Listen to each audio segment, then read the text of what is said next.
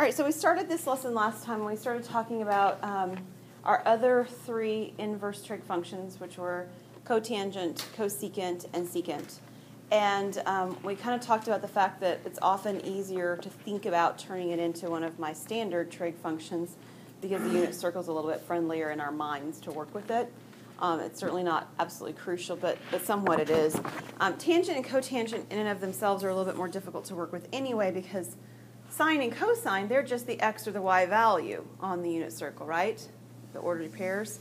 But tangent and cotangent are quotients for it. They actually divide x and y, or y and x, depending on which one you're looking at. So when I'm dealing with this inverse cotangent right here, it's just a little bit messier to work with.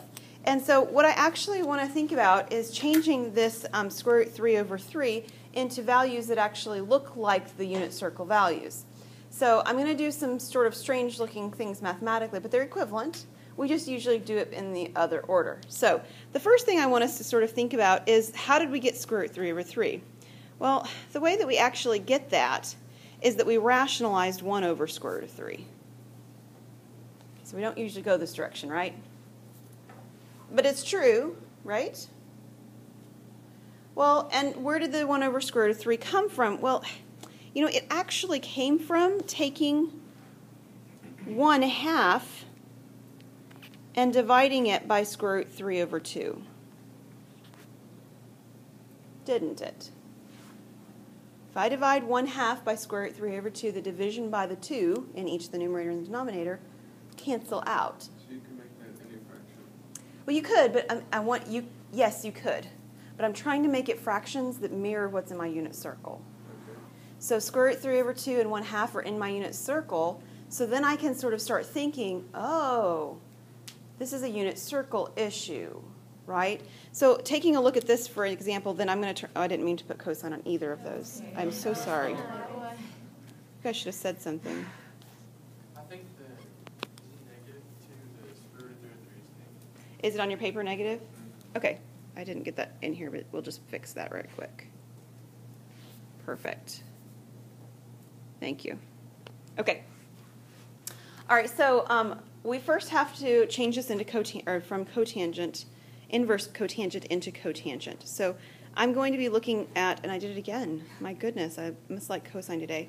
I'm going to be looking at where the cotangent of theta is equal to negative 1/2 over square root 3 over 2. Now, on my unit circle, how is cosine decided? I still said cosine, cotangent. I told you, I'm really in love with cosine today. How do we decide what cotangent is on the unit circle? It's x over y. Tangent's y over x. This is x over y. Okay? So let me pause and put that in here, too, just as a reminder to ourselves. Also, we need to remember cotangent. Which restriction do we have to work with inverse cotangent? 0 pi. Yes, it is 0 to pi. That's my restriction. So these are sort of like notes to myself. You guys never make my notes to yourself, do you? Never. Notes to self. I'm looking at x over y, and I need to be looking from 0 to pi, which means on the unit circle I'm on the top half, right? Okay. So which of the two quadrants on the top half is cotangent negative in? 2. So now I'm thinking, oh, I'm in quadrant 2, right? I need to be thinking in quadrant 2, where do I have an x value that's 1/2, because that's my numerator, and where do I have a y value that's negative square, or is square root 3 over 2? What angle? In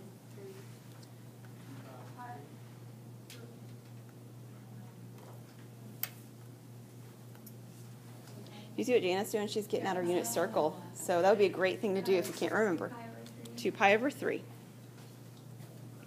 This is at 2 pi over 3. I have an x value of 1/2 and a y value of square root 3 over 2.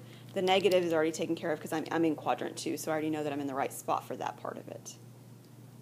Okay. You with me?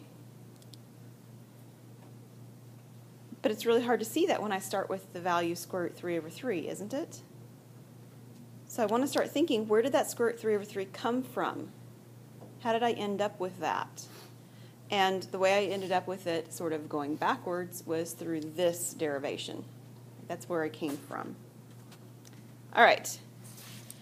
What we're going to do next is we're going to actually combine two different trig functions. This is different than section 1, right? All the ones you guys asked me on the board, 38 and 43, those had the same trig function, cosine and inverse cosine, right? Tangent and inverse tangent. And now I have cosine and inverse tangent. And what's worse is that I actually have a value of -2, and I can do all the derivations I want, and it's not going to become an xy value that's in the unit circle. So I've got to have some other method by which to work with this, right? And the method by which to work with this is to use triangles. And I really like triangles, okay? So hopefully some of you do as well. So the first thing you have to decide is which quadrant you're in. So we start with the inside where it says inverse tangent. Inverse tangent can be, what are its restrictions?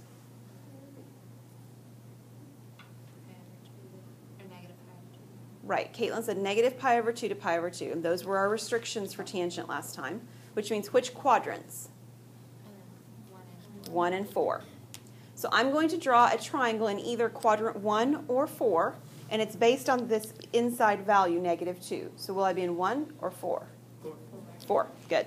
So we're going to draw a triangle in quadrant 4. Now, we've done this before, drawing triangles within quadrants, but a reminder to you, when you're drawing this triangle, the triangle always gets drawn back perpendicular to the x-axis. You never draw it perpendicular to the y, okay? Always to x. And what we want to remember is that this inverse tangent inside here is actually representing an angle, right? It's actually saying that I have tangent of theta equal to -2, and I'm going to write it as a ratio, so -2/1. That's what that says. Anytime you see inverse something, it's talking about an angle measurement. Okay? So that angle, theta, is the central angle of the triangle I just drew. Or it's going to be as soon as I put the right values in. In a triangle, what is tangent? Good. It's opposite over adjacent. Yes? So ignore the negatives for the moment because we'll have to make sure we put that in the right spot. But I have 2 and I have 1. Where's the 2 going to go? Across, right? It's on the vertical part of this. So this is 2 over here. And the 1 will go... Wouldn't it be -2? Yeah, we're going to deal with the negatives in a minute, so hold tight for me just a second, TJ. And the 1 will go on the top. Okay? So then we have to decide where the negative goes. And the negative goes depending on the quadrant. So this one will have the 2 on the negative. If I were in quadrant 2, the 2 would actually be on the horizontal, instead of being on the horizontal, sorry, it would be on the horizontal component instead of being on the vertical component. So yes, it will be -2 here. Now, within this triangle now, what I have done is I need in this triangle to figure out what is the cosine of theta. Do you see that? This theta right here? It's actually the part that's inside the parentheses. But on a triangle, how do I find cosine? I need the hypotenuse because it's the adjacent over the hypotenuse, right? And I don't have the hypotenuse yet in this picture. So that's how I'm going to find it, or that's what I'm going to find. And how am I going to find it? Pythagorean theorem. Okay, so here's C over here. And so I have 1 squared plus -2 squared equals C squared. So what's 1 squared? 4. -2 squared? 4. Remember, when you square negatives, they become positive. So 1 plus 4 is 5 is C squared. So what's C? C is the square root of 5. And a reminder again, the distance C, when we're working with these in this context, is always positive. So I don't have to worry about the plus or the minus when I take a square root. When I find C, it's positive. Okay? All right, cosine then. What's cosine going to be? Good. 1 over square root of 5, which is square root 5 over 5 when we rationalize. So anytime you see two different trig functions, where one of them is an inverse, you are going to be drawing a triangle.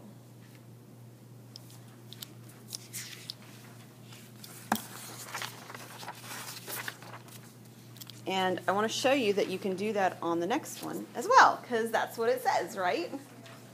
Well, why? Of course it does, because we didn't want to just one of those. We need to do 2 of them. All right, so this piece inside is theta,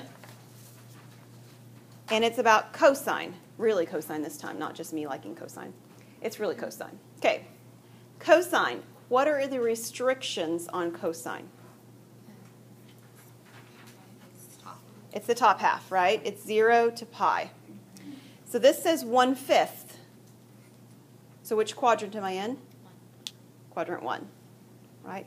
Cosine's on the top half. It's negative in quadrant 2 and it's positive in quadrant 1. So I'm drawing my triangle in quadrant 1. Triangle always gets drawn down to the positive or down to the x-axis, positive or negative depending on where we are. And theta is the value on the central angle, the angle that touches the origin. But this says that the cosine, I mean what this literally says right here is that the cosine of theta, that is the angle theta I just drew my triangle, is 1/5. So now what will I do? Okay, so 1 goes on the bottom, the adjacent side. And I already heard many of you saying that the 5 goes along the hypotenuse. Looking good? All right. But I'm supposed to find the sine value here, which means I need the Pythagorean theorem to find this opposite side. So we'll call this side A. So I have 1 squared plus A squared equals 5 squared. Make sure that the hypotenuse is always on the opposite side of the addition. Always goes on the other side. So this is 1 plus A squared equals what?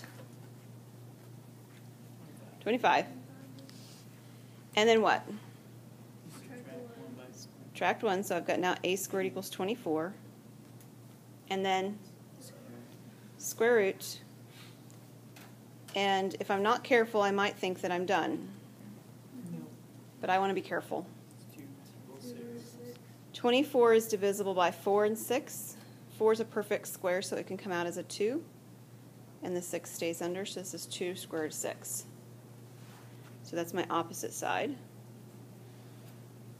So then, what is my sine of theta? Good job, Lauren. 2 root 6 over 5. So this is my solution. Make sure you're telling me the answer when you're done in some kind of a shape form. Or you can write the word answer if you want and box it in. It doesn't matter, but I want it to be really clear that you know you found what you're supposed to find, okay? All right, ready to try another one? This one's easy by comparison because what's it say I'm supposed to do? I'm supposed to use a calculator. I like using a calculator because I can get that answer really quick, yeah? Now there's one trick. Here's the trick. You don't have an inverse secant button in your calculator, do you? No, you did in the last section, right? You have inverse sine, cosine, and tangent, but you don't have inverse secant. So what you're going to have to use then is which one? Inverse cosine. But what I want and expect you to write down is what your calculator you're going to plug in. So we are going to use inverse cosine, but we're going to find inverse cosine of what? Right, negative 2 over 3. If I turn secant into cosine, that's a reciprocal that I just did, agreed? So I have to do the reciprocal of what's going on inside as well to make that work. And I'll show you why in a minute after you guys tell me what the answer is with 2 decimals. What'd you get? 131.8. You're in degrees, so make sure you're in radians. 2.13 in radians. Okay. 2.30. What? That's 2.3. 0. All right. I misheard. I'm sorry, guys. All right, 2.30. Let me tell you why I was able to just do the reciprocal on both of these. And I'm going to show you what that's doing in terms of this. So remember that what this means is that secant of theta is equal to negative 3/2, right? That's what inverse trig functions mean. That's what they mean. Well, literally, if I took the reciprocal on both sides, I could write this as 1 over secant. And I could write this as negative 2 over 3. But 1 over secant is, in fact, cosine. And that's equivalent to saying I want to find the inverse cosine of negative 2/3. And that will be equal to theta, my solution, which is 2.3. Okay? You don't have to write all the stuff on the right-hand side. I'm okay with that. But if I don't see this, we're going to have problems. Okay? So you got to write what you're putting in the calculator at the very, very least. Okay? It's a protection thing for you, too. Because if you put what you're writing down in the calculator, then I can know if there's a calculator error or if there's a misconception error. And that's a very different kind of error. Are you with me? Okay. All right, we have one more example. And this example has two trig functions. One of them is an inverse, which means ignoring the fact that there's no numbers in the problem. How am I going to do the problem? Triangles, right? Because I got, this is like problems 4 over here and 3. It just doesn't have any numbers in it. So we are thinking triangles, okay? Because the u value is generic, we can draw the triangle in quadrant 1. I don't have to make that decision, so that part's kind of nice. So I'm going to draw my triangle in quadrant 1. And this right here in the middle is theta, just like before. This is saying the secant of theta is equal to u. In a triangle, what is secant in terms of the sides? Hypotenuse over adjacent. Right. Cosine is adjacent over hypotenuse, so secant is hypotenuse over adjacent. Well, u is the same as u over 1. So the hypotenuse is u. And the adjacent, oh, let me draw my angle theta in here. And then my adjacent is 1. But I'm supposed to be finding cotangent. And cotangent in a triangle is what? Adjacent over opposite. And I don't have the opposite part yet, do I? So that's where I need to start. And I will do that with Pythagorean Theorem. So I'm going to be solving for A. I realize I've got an A and a U. Just hold tight with me. A is the one I'm solving for. So I'm going to set up my Pythagorean theorem. So this is 1 squared plus A squared equals U squared. I've got 1 plus A squared equals U squared. The goal is to solve for which one? A. So what will I do first? Subtract 1. So now I have A squared equals U squared minus 1. I'm running out of space, so I'll move up here. Then what? A is equals to U squared minus 1. All right, I think I can move right over here, actually. Yes, so A equals the square root of U squared minus 1. And don't go making a mistake here. You can't distribute the square root to each of those individually. That is not a property of radicals. If you plug in some numbers, you will see very quickly that that does not work. So the simplest way you can write it is exactly how we currently have it written. Yes? Is that because the subtracting sign is between them? Yes, it's because of the subtraction sign there. You just not square 1, and then have u squared minus 1 squared, Well, I mean, you mean, can I write it like this? and then you could, But you still can't undistribute the square roots. yeah. No. No, and you can try it by taking some numbers, Alex. If you let A equal 2 and U equal 3 or whatever, it won't work. If you square root and then you take the difference and you do the difference and then take the square, it doesn't work like that. Okay. So this is the simplest form, and I don't actually need the square that I just put, so I'll take that off. All right, so this is the square root of U squared minus 1, all underneath the radical. Make sure it looks like that, okay? Then I'm supposed to find the cotangent of theta. And what is the cotangent of theta here? Adjacent over opposite. So the adjacent is 1, right? And the opposite is the A, the one I just found, is square root of U squared minus 1. I can't vouch for sure on, that looks terrible. I can't vouch for 100% sure what my math lab is going to do with you on this, but I can tell you what the textbooks typically do. They typically don't make you simplify this, and simplify is not even a good word. They simply don't make you rationalize this, okay? And here's why. Because depending on what U is, it may not be irrational anyway. Right? I could literally have a u value that when I put it in and I squared it and then I subtracted 1, taking the square root of it actually worked. Okay? So this may not actually be irrational. So typically speaking, you can leave it like this. Your written homework, I'm perfectly fine with you leaving like this. Recognize that if my math lab gives you other directions, then you would just do the square on the top and bottom like you have been with the numbers you've been working with. Okay? Any questions on this one? Okay.